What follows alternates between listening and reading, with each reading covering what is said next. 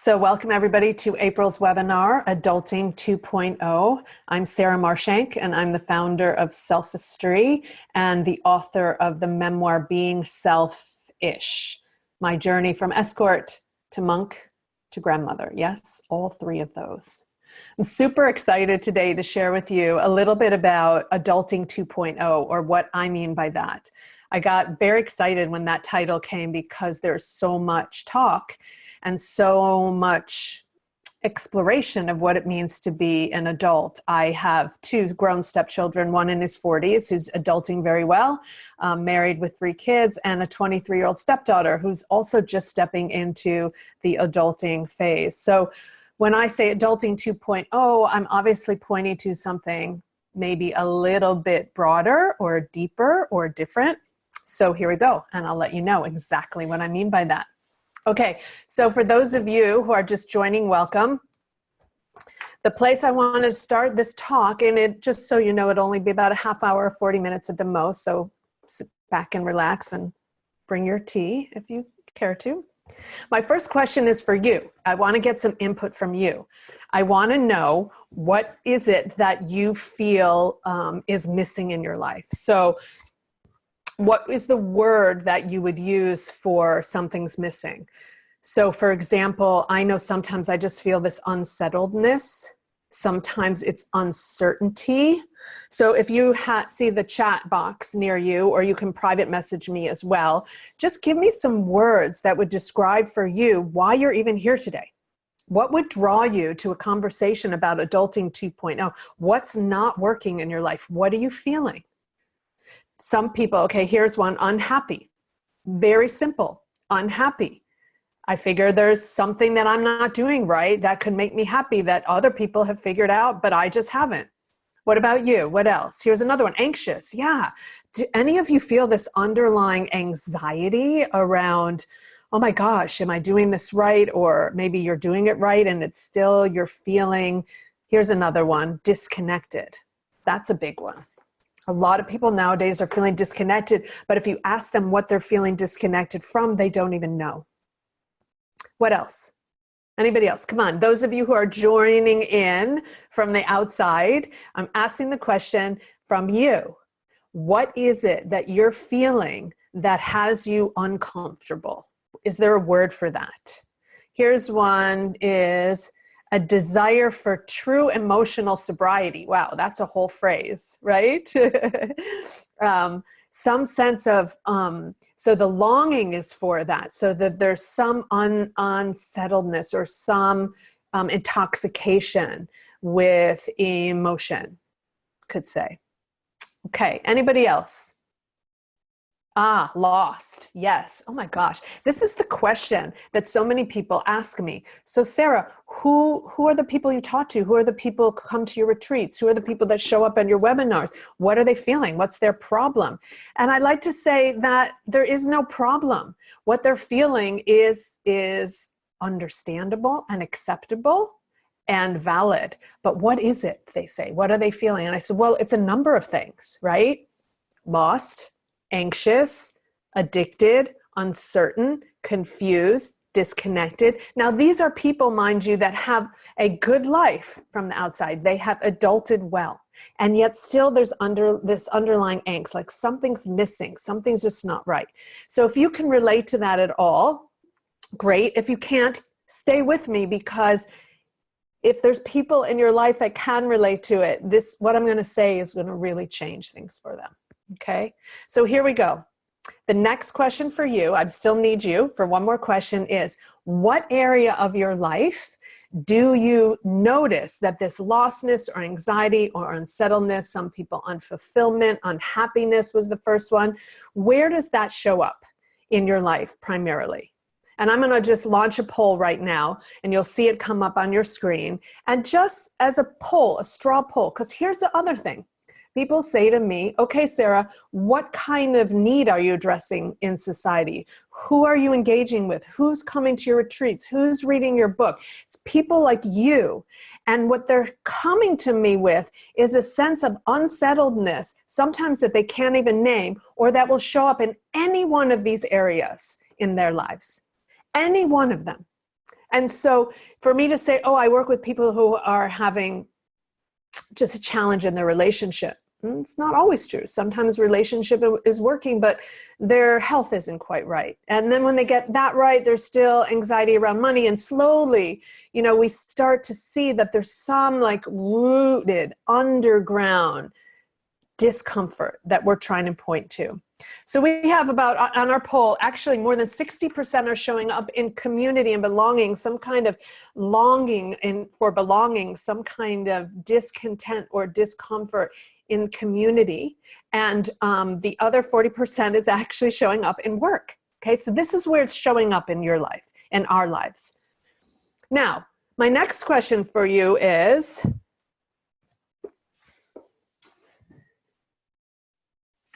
what if these were all symptomatic? And that treating the symptoms will not actually address the underlying something that has really got you unsettled. So go with me for a moment and just say, okay, yeah, Sarah, that's true, but really my job does suck. My boss is really a pain in the ass and it's just not working. And even if that's symptomatic, I want to deal with it. And I'm like, yes, okay, yes. We want to deal with that. We're not going to throw the baby out with the bathwater here. But what I want you to think about right now, what I want you to just maybe even close your eyes and take in, what if the disconnect or the anxiety or the unfulfillment or unhappiness in your work, in your family, in your relationship, in your faith, in your relationship to the planetary experience, whatever.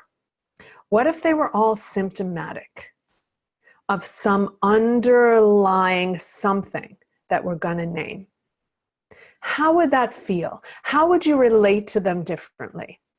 Instead of believing that if you fix your health, then you'll finally be fulfilled and satisfied and nourished and connected and fill in the blank, instead of going at it from that direction, what if you were to say, I'm going to treat that symptom as I work on this underlying condition?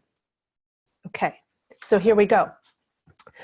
Now that we've named the anxiety or the discontent, I want to suggest to you that there is a serious underlying situation that's happening right now in your life, my life, and the life of the planet that is unprecedented in human history. Now, okay, I have a big skeptic too, you guys. So here's the skeptic that says, well, yeah, Sarah, but all throughout history, there's been, big changes and big leaps, and every moment in human history has some sort of underlying angst. Yes, this is true. This is absolutely true. And here's the thing. How many of you have kids? Okay. How many of you ever were one? Okay. The truth is there are moments in your life and your development as a human species, or as a human being, that there are what we call growth spurts. And growth spurts have growing pains. And growing pains aren't saying that there's something wrong, but there are symptoms that arise as a result of the growth that's happening. So I'd like to suggest to you, my friends, that so much of the stress and the anxiety and the discontent and the fear and the lostness and the confusion in our world is based upon the times that we live in, is based upon the context of these times. There is nothing fundamentally wrong with you. You are not doing anything wrong. You are not broken. You are exhibiting the consequences of very chaotic and complex times. So that's the good news. The good news is there's nothing wrong with you. You've named what your angst is. You've named the areas of your life that they show up in for you. Great. That information is super important for where we're going next. That you can identify what you're feeling, at least with some clarity, and that you've identified the areas of your life where it's showing up. Super. Now, what we're saying is put that aside for a moment. What if all of those symptoms and some underlying, even deeper uncertainty or angst is actually the perfect expression of what is happening in our world today? We are growing up as a species, and we are experiencing growing pains. So I want you to just sit with that for a moment. If for those of you who remember having growing pains, I have an 8-year-old granddaughter who I want to say it was about a year and a half ago, something like that, where she was just really grumpy, really upset, unusually so, and tired and just like a little fevery. And her mom said to me, I said, what do you think it is? And her mom said, I think it's growing pains. And I was like, oh my word, that's a real thing. And it's uncomfortable. And if you didn't know, right?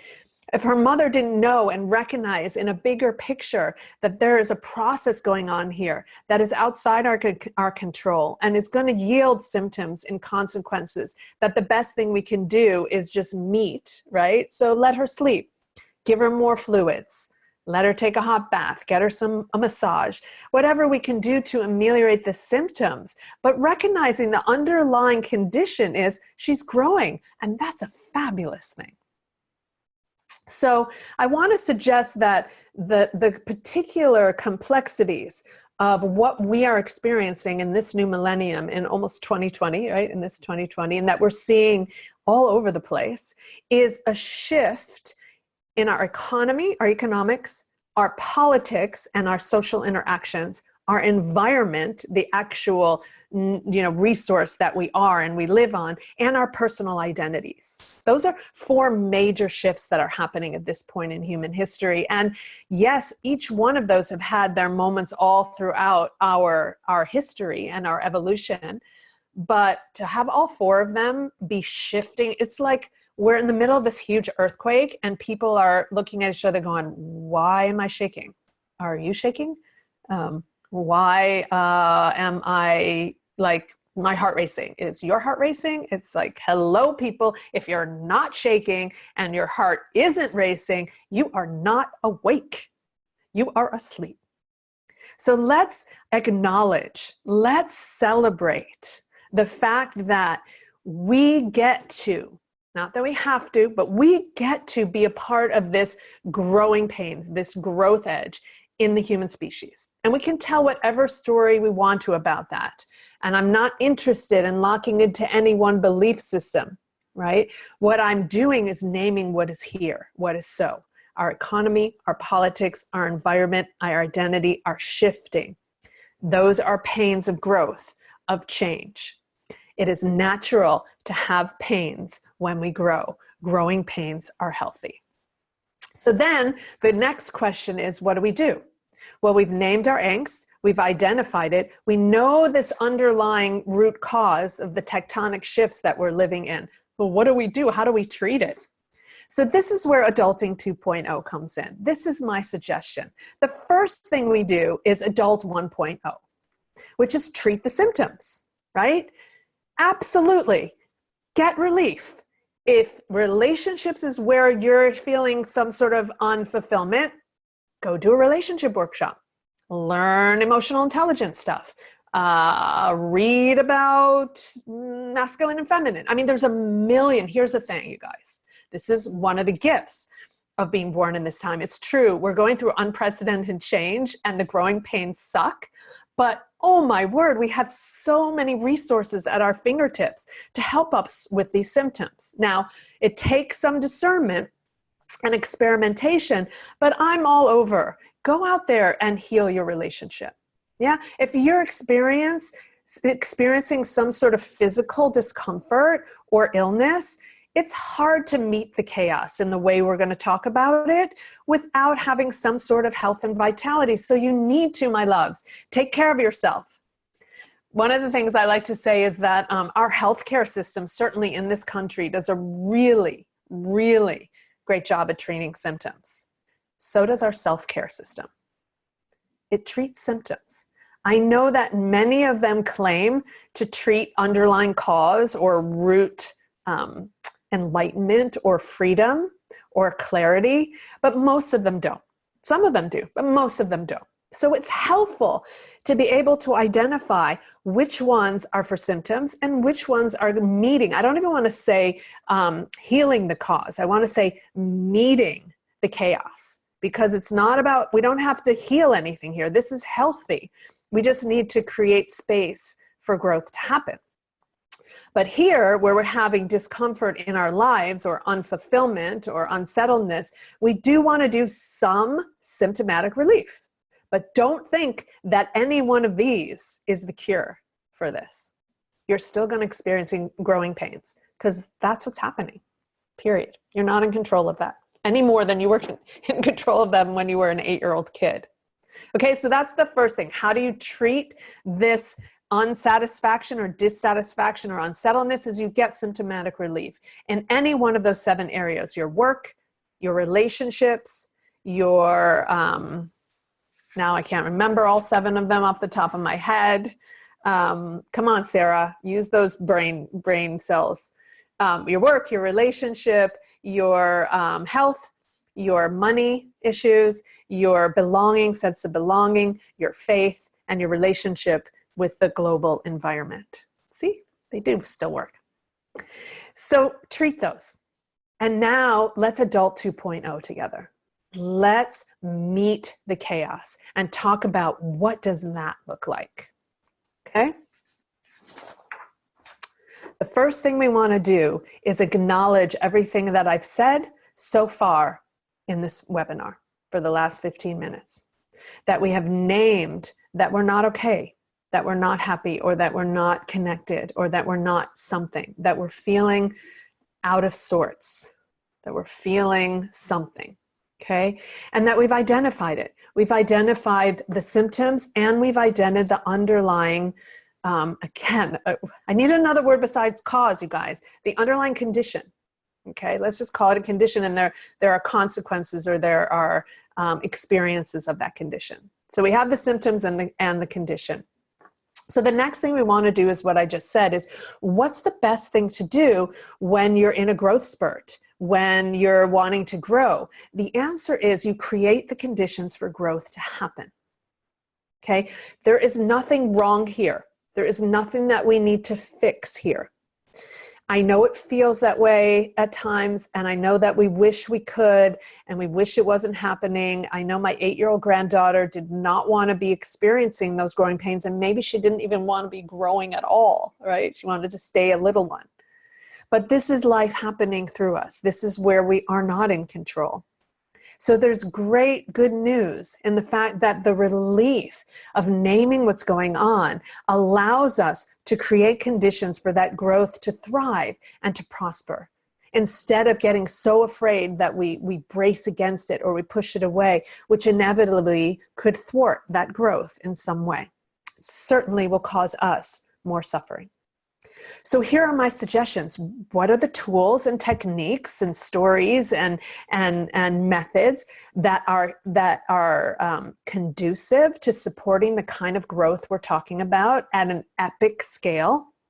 Here are 3 essential pieces that I've identified that are at the foundation of self-esteem.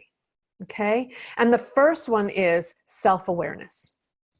And self-awareness means that we are able to do exactly what we just did right here, which is step back and observe. Step back and take a look at not only the condition of the planet and maybe the species, but we're able to actually step back and see ourselves. Okay, now I want to make a distinction here, and those of you who have worked with me or will work with me or are doing this kind of work on your own will know that this is a very important distinction. So listen up, my friends. Self-awareness is not self-consciousness. Self-conscious is adulting 1.0. That means that when you're self-conscious, you are able to name, I am a healthy entrepreneur. I am a mother with 3 kids. Of course I know who I am. Listen to me talking.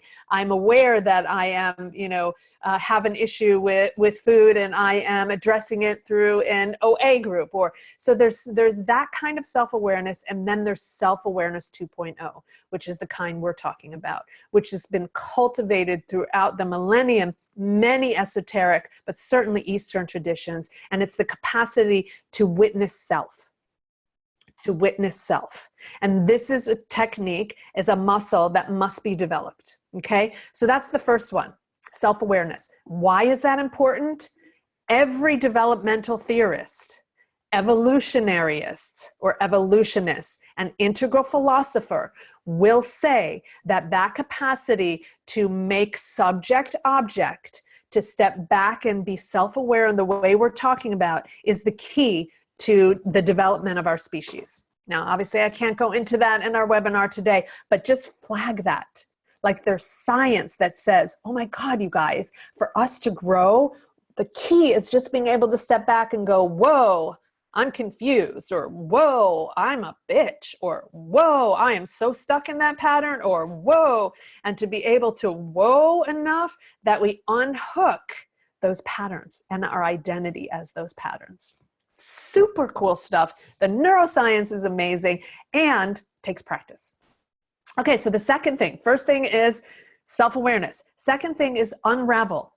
What does that mean? Unravel the stuck spots where growth feels inhibited. And this goes back to symptom relief to a certain degree. So what we want to do is what we wanted to do for my granddaughter, which is, go in there and unravel those muscles that are gripping that can't quite grow or don't want to grow. Give some massage, give some heat, give some ice, whatever works. So in this case, what we want to be doing is unraveling the beliefs and the patterns and the stories and the behaviors that lock us into staying the way we were. It's that simple. We're being asked to grow. We're being asked to grow in a way that we've never been asked to grow before and handle complexity and chaos in the world and in ourselves in a way we've never experienced before. So let's gently and kindly unravel some of the beliefs and the habits and the actions we take that reinforce we're not growing, everything's fine, we're good. There's nothing wrong with the economy, it's just a blip, don't worry. We can keep growing. Nothing wrong with the politics, just a blip, cleaning some stuff up here. Absolutely nothing wrong with the environment. It's just, weather patterns. There's not climate change happening. And of course, my identity, I'm good. I know exactly who I am. Trust me, as soon as I get to be a billionaire, you'll know exactly who I am. I mean, hello, people. Can you hear the insanity in that? And it's okay. It's understandable because it's scary to grow. The second thing we want to do is unravel some of those patterns. And again, there are a plethora of teachers and tools out there to help you do that. We can talk about many of them if you have any particular questions about them. But there are tons that work to unpack trauma and to heal and change stories, working with the neuro pathways of the brain, working with the emotional body, working with the physical body. There's so much out there. And here's the two main threads that I want to encourage you to work on to unravel. And you can hear more about this in my last webinar titled Help. And it's the two main patterns that I feel are really embedded in our DNA as individuals and as cultures and as a species. And the first one is born from the monotheistic root, which again, that root has yielded so many beautiful leaves and flowers and trees, a lot of beauty, but there's also a dead tree or a dead root in there, a sour root, a poisonous root that has basically fed us the story that we're born in sin, that we're broken, that we're fundamentally bad or wrong or worthless, very deep inside. Okay. I don't expect you to necessarily accept that on the first hearing, but just wonder about it with me. Okay.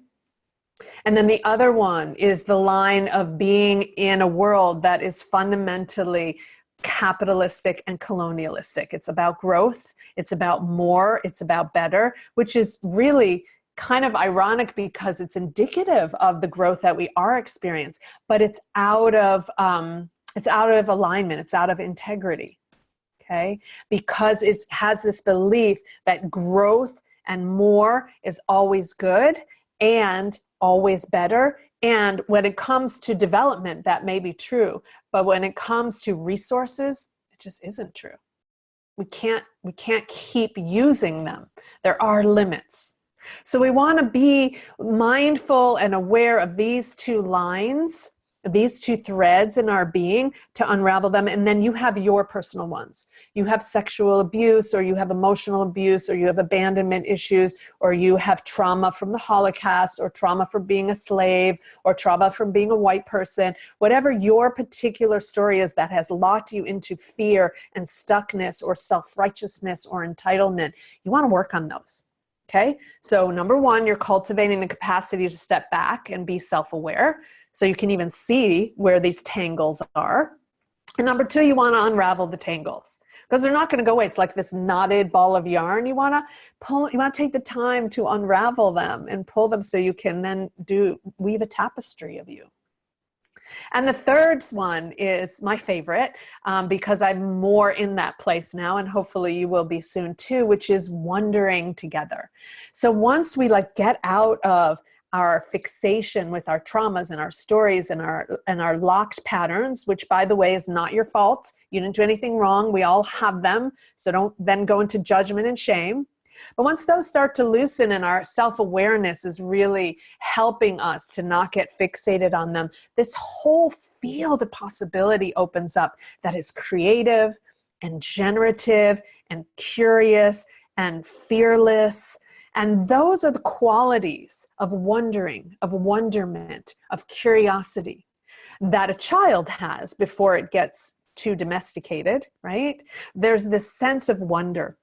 And I want to suggest to you that as we continue to go through this growth process as a species, this sense of wonder is integral to us being able to navigate it.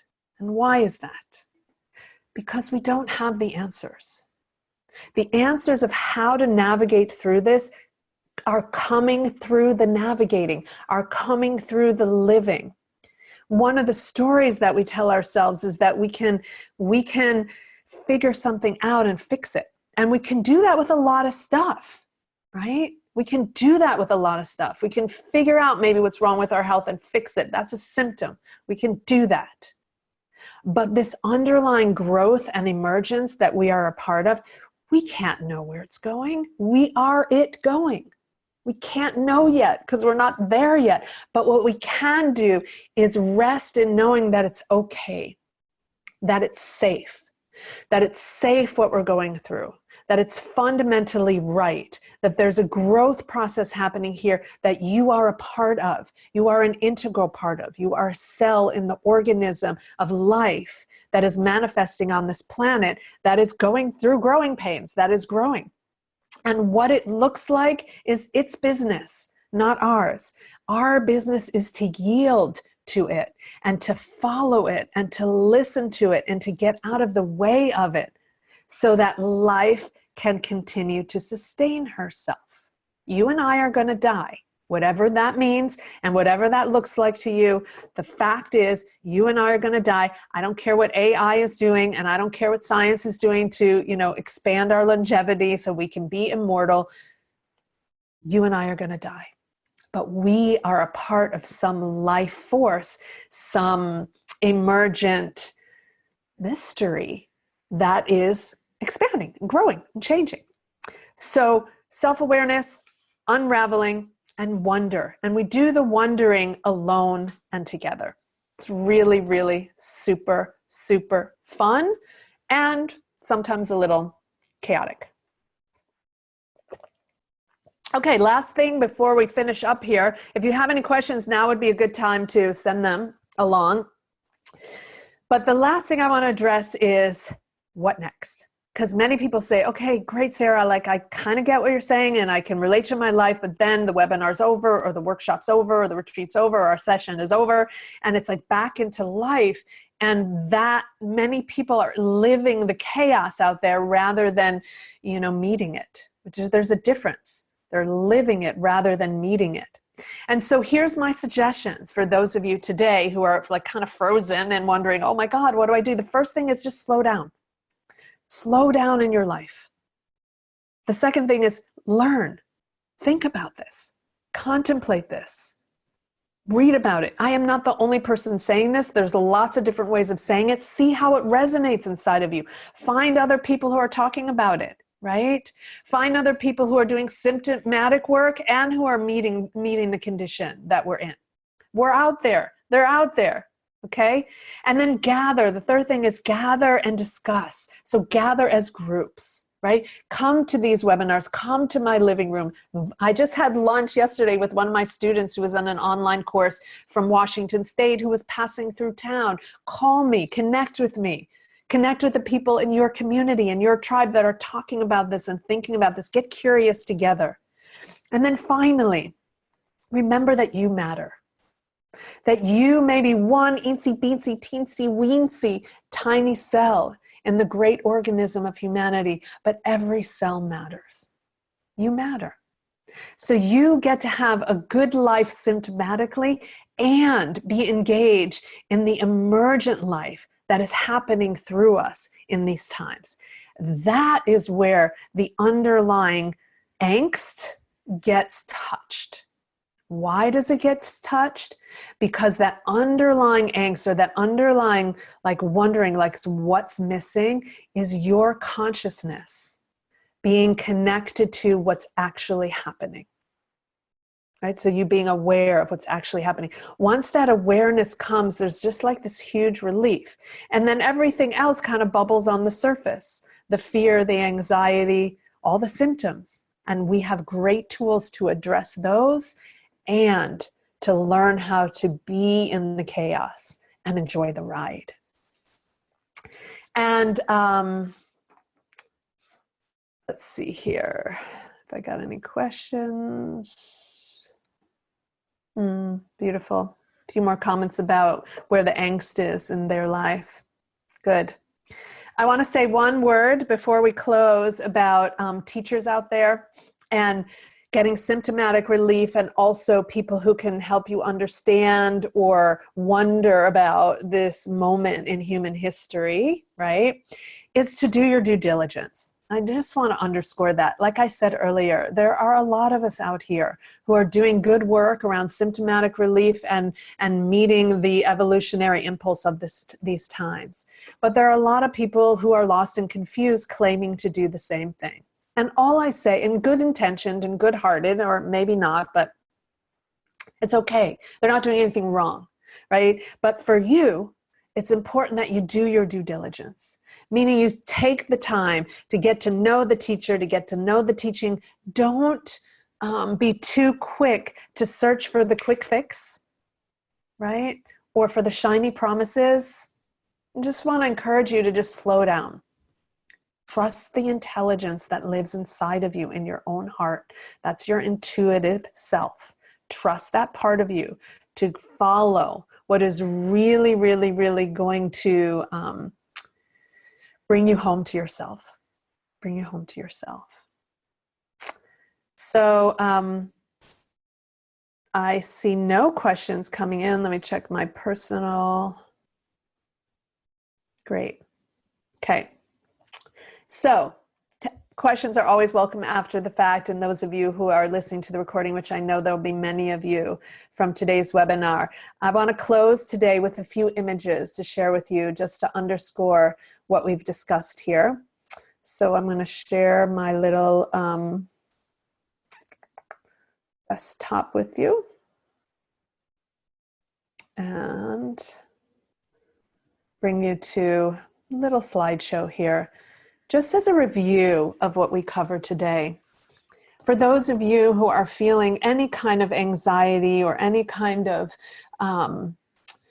deep lostness is a good word, I want to just assure you that what you're experiencing is the consequence of a troubled world. You are not broken, my love. You are perfectly on track. We are in a growth spurt, and it hurts. So the universe is a mystery unfolding as time and space and you. What if that were true? What if you could really embrace that possibility? You don't have to accept it, but just play with it with me. If that's the case, then growing pains are inevitable. There is nothing wrong. Our healthcare system primarily treats symptoms. Our self-care system does the same. Wake up, people. Be mindful. Be mindful when you're going to work on your relationship or your health or your career or your finances, that those are all symptoms. Those are all adulting 1.0 to get you strong and sturdy enough to dance in the conditions of these emergent times. So don't get too fixated on these, and don't believe that the right relationship or the better job or, you know, the good health will bring you the sense of enlightenment or peace or happiness, you know, a never-ending happiness, because it won't. It won't. But you'll get symptomatic relief, which is fine. Adulting 2.0 is a whole different engagement in your growing up and showing up process. And these are quickly a reminder of what we covered, of what that means. First, you name your angst. You don't hide it, and there's no shame. Then you identify the source. What are the symptoms, and what is the underlying condition? Then you treat the symptoms, because you don't want to throw the baby out with the bathwater. And much of our day-to-day lives exists in the symptomatic realms. You know, we're at work, we're in relationship, we're dealing with climate issues. This is where we live. We want this to feel as good as it can. Just know it can't feel, you know, it just can't feel great forever all the time. This is where change and flux happens. It's okay for there to be some, you know, dissatisfaction there, but go for it. Right? Do all the good things that you're doing. And then number 4, adult 2.0. Meet that complexity. Witness yourself, unravel the patterns in you and in our species, and cultivate wonder. It's really that simple. It'll change your life in the sense that you will begin to, you know, really open to it being okay that you're not always happy, or it being okay that you don't have the perfect marriage as if anybody does, right? All that stuff starts to get deconstructed, and you can live in the ordinariness of your extraordinary life, and you can live in the beauty of it being messy, because it is for everybody. We live in a world that has ups and downs, just the way it is. So this is what adulting 2.0 is in the self-history way, and is based upon not only my study, but my personal experience as well. So finally, to just remember that every drop matters. This is a beautiful picture of, you know, like a drop of water going into a pool of water, and how everything ripples out. So trust the intelligence that lives in your heart, my friend. It's growing, and it's guiding, and it knows exactly what we need to be a part of what's happening in the world today. So remember to cultivate wonder and get curious about what's happening, and about who you are, and about what other people out there are doing and saying regarding these times, because it's very exciting. Every time I find myself scrolling the social media through stuff that isn't very uplifting, I'll close my eyes and I'll just turn my attention to, okay, who's another person that's speaking about what I'm speaking about? Like, I can feel it when their words come out. And then a Jay Shetty shows up, right? Somebody who is doing it in a totally different way, but carries and embodies the wisdom and is meeting the complexity of the times in his unique way, right? And this morning it was, what was her name? Oh, so bad. Okay, brain. I think Mandy Robbins. Forgive me, Mandy, if that isn't your name. I will correct it. This young woman who's speaking about, she's speaking about manifesting, which is one of my pet peeves up here in the symptom realm, the whole manifesting culture, new age stuff. But she's speaking about it so wisely. She's bringing in, you know, there's a deeper wisdom coming through a lot of these young people. So we're out there. We're out there, and none of us are perfect, but we all can come together a little bit more and help one another. So cultivate wonder, and then finally, talk to me. I'm here, right? Self-history is a beautiful body of work. It's ready to support you. And today, I just want to invite you to go to the website and request a private consultation with me. They're free. Talk to me about what's up for you. Tell me what is making sense and what isn't, and I'd be happy to advise you. Whether it's working with me or not, I am so not attached. It's really about that ripple effect, that more and more of us are coming to terms with this underlying growth that's happening to us and as us, and be able to meet it with grace and with ease and with a groundedness, because the outside external stuff is going to get even more chaotic. So thank you for coming today. I appreciate those of you who made it live and were able to contribute to our poll. And those of you who are watching the video, I look forward to meeting you somewhere else. Now, I need to stop sharing, come back to you, and wish you all a fabulous, fabulous day, evening, and life. Thanks for joining me.